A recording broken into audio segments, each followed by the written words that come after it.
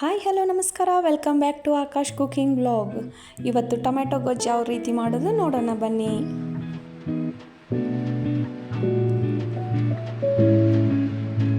ನಾಲ್ಕರಿಂದ 5 ಟೊಮೆಟೊ, ಬೆಲ್ಲ, ಅಚ್ಚ ಖಾರದ ಪುಡಿ, ಉಪ್ಪು, ಸಾಸಿವೆ, ಜೀರಿಗೆ, ಚಿಟಿಕೆ ಅರಿಶಿನ ಪುಡಿ, ಬೆಳ್ಳುಳ್ಳಿ ಹೆಸರುಗಳು, ಪುದೀನ, ಕರಿಬೇವು, ಕೊತ್ತಂಬರಿ ಸೊಪ್ಪು.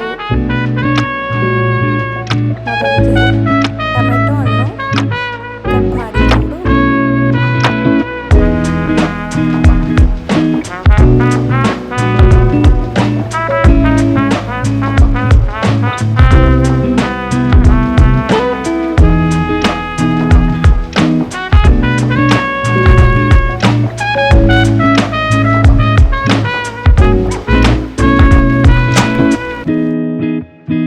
ನಂತರ ಒಂದು ಮಿಕ್ಸಿ ಜಾರಿಗೆ ಹಾಕಿ ಅದಕ್ಕೆ ಸ್ವಲ್ಪ ಜೀರಿಗೆಯನ್ನು ಸೇರಿಸಿ ಇದನ್ನು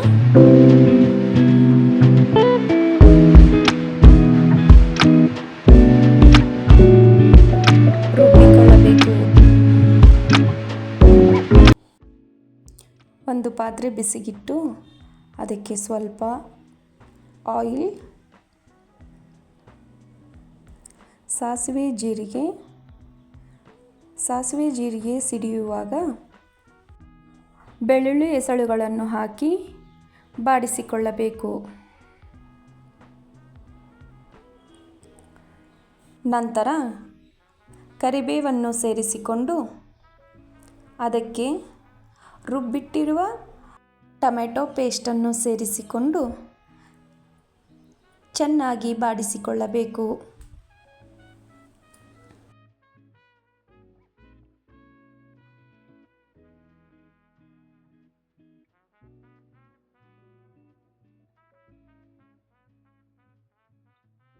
ಚೆನ್ನಾಗಿ ಕುದಿಯುವಾಗ ಅಚ್ಚ ಖಾರದ ಪುಡಿ,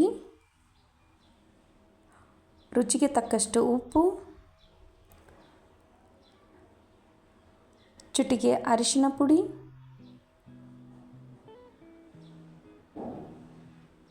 ಮತ್ತು ಬೆಲ್ಲವನ್ನು ಸೇರಿಸಿಕೊಂಡು